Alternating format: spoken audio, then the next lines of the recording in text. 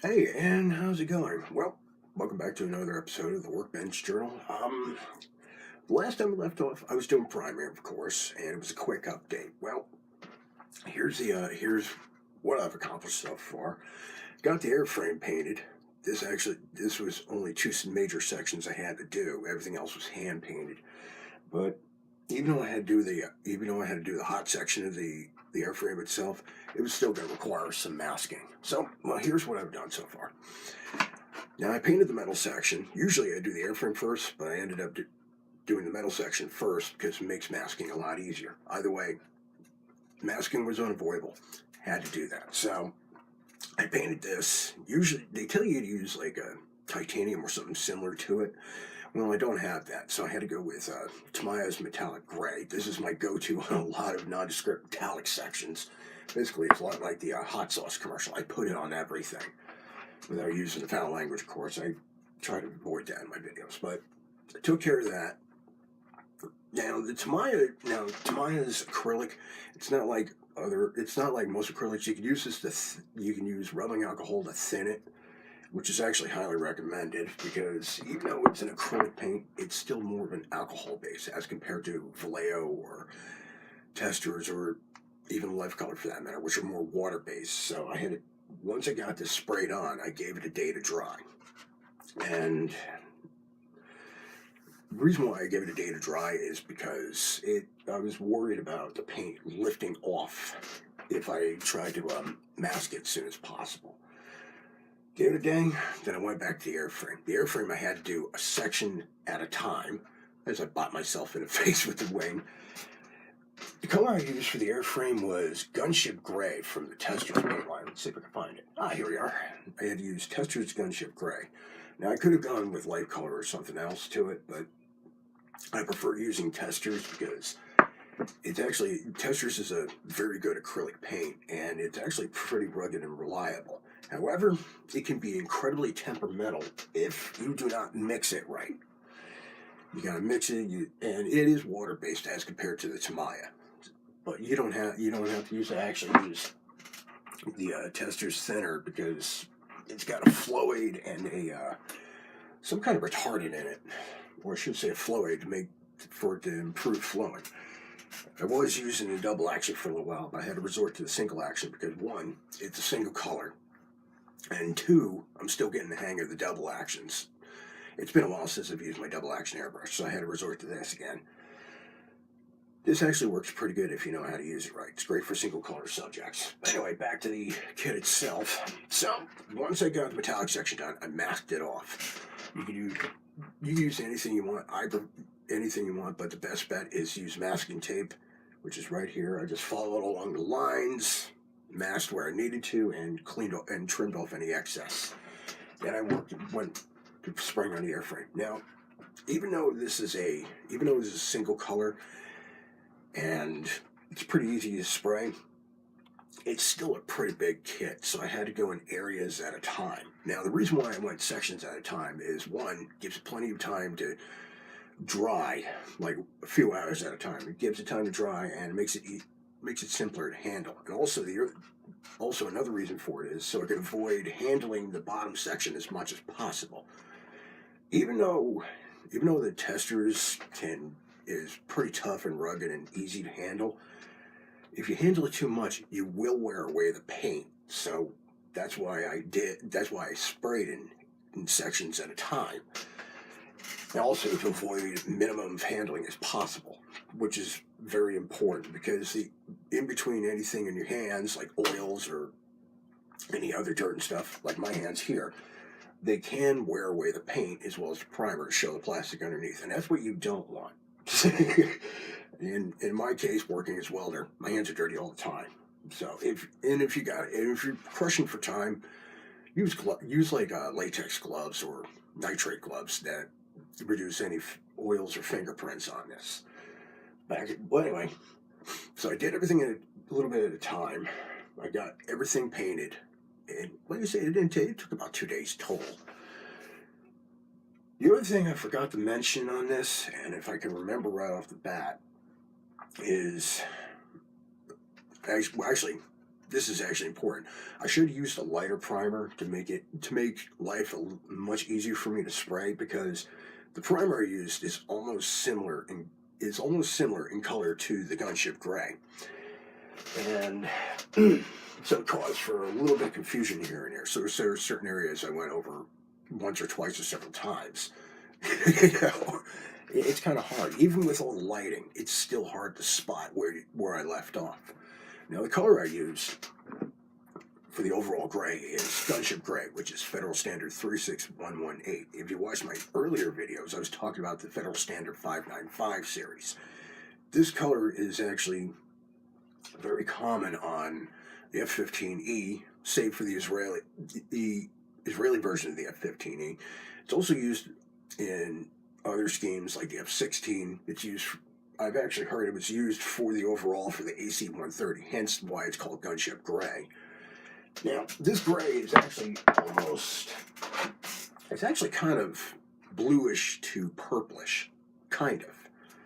It's not distinct, but it's definitely a gray, but the way it looks in certain aspects, you just see a little bit of blue or a little bit of purple, depending on the viewpoint, depending on the light and whatnot. Once I got the gray on, gave it some time to dry. I also did the fuel tanks. I got 2 of these. The pylons, also 2 of these. I also did the center line, and I also did the wingtips. Now, in case you're wondering why there's yellow on here, is because the decals have a bare section for it, where there is no paint. So I figured I'd paint that just in case. Once you got everything said and done, let everything dry, I started doing my detailing. I did the main gear wells, you can see here. I mentioned before they use white for the landing gear as well as the gear wells. Now, the reason why they do that makes it easy for the landing gear. Makes it easier to spot any hydraulic leaks, any burns, or any marks. It makes it a lot easier. They've been doing this sometime during the beginning of the 60s, I think, or they started doing it with naval aircraft. And I also did the chaff layer dispensers. I also did a couple of antennas here and there, especially the GPS dot. Now, with all the research I've done, the variations of the antenna panels and whatnot, it's going to vary from aircraft, from each version of the F-15E, especially when we do repaints, retrofits. In this case, since I'm building the F-15E for an Operation Iraqi Freedom era, I didn't have to do as many, so it made life a lot easier. But still, I had to be very careful where I painted. Once I got all that, I also did the probes, the scoops.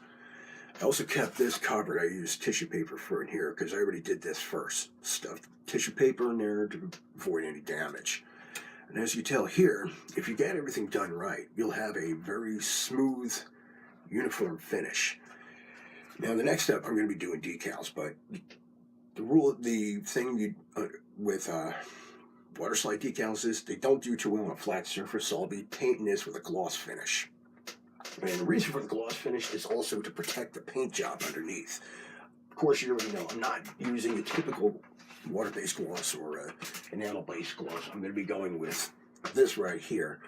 I'll be explaining this in the next video once I put the gloss coat and I put the decals on. That's all said and done.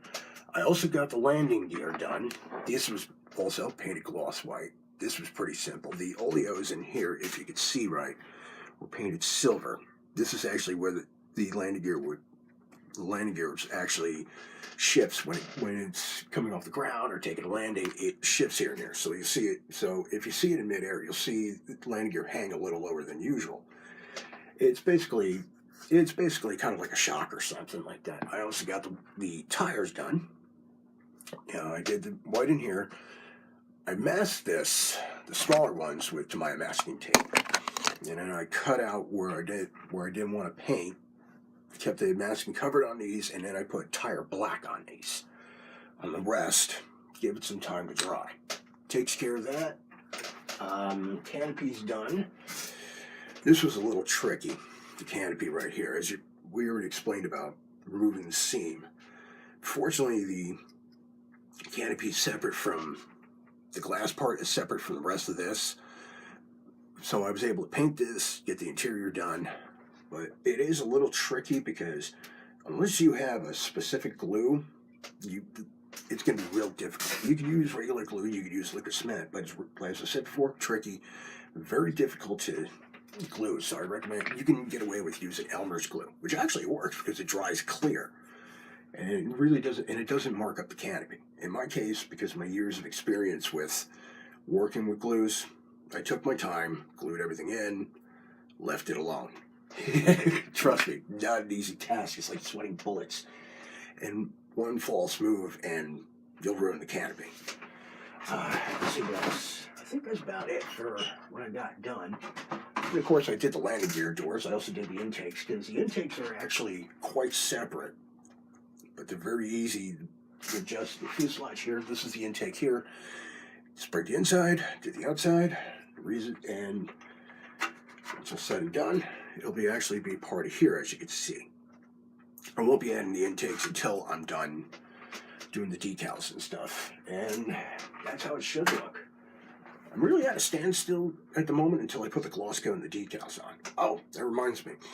Doing the research on the F-15E, since I was building a Seymour Johnson bird that was in Operation Iraqi Freedom, I had to cross-reference with as many photos as possible. So this way I made sure to get the antenna array right. As you can tell, right here. Here. This was a little bit difficult. I had to correct everything before I started priming and painting because I thought I had everything right. Then I realized that the F-15Es that were used at Seymour Johnson Air Force Base, they were the first production batch. So they got a lot of age on them. The most they ever did was at just a couple updates, not much. They didn't do anything expensive. And when you're masking, I figured I'd give this, make sure I shouldn't say masking when you're painting, and masking first, then painting. Make sure you cover everything that you don't want to paint, because you don't want to do any more work than you really have to. I actually masked this area very carefully with a sharp knife and a lot of patience. I'll be painting the combing it soon after everything's said and done. But this is what I got for now.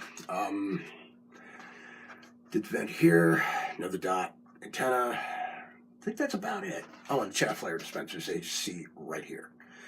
This is all I got for now. Everything is set and ready to go for paint. Any more detail painting, I usually do after I'm done putting decals and wash and whatnot. This is all I got. Sorry for repeating myself because I keep forgetting at the last moment. And I will talk to you guys again soon. Hopefully the next step will be where I made the progress I've made. I don't have much time.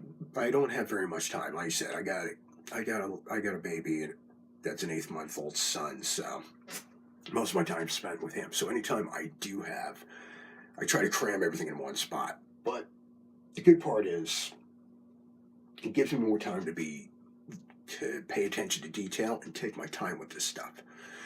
And this is what I got for now. So I will see you guys next time. Happy modeling, take it easy, and sorry for repeating myself.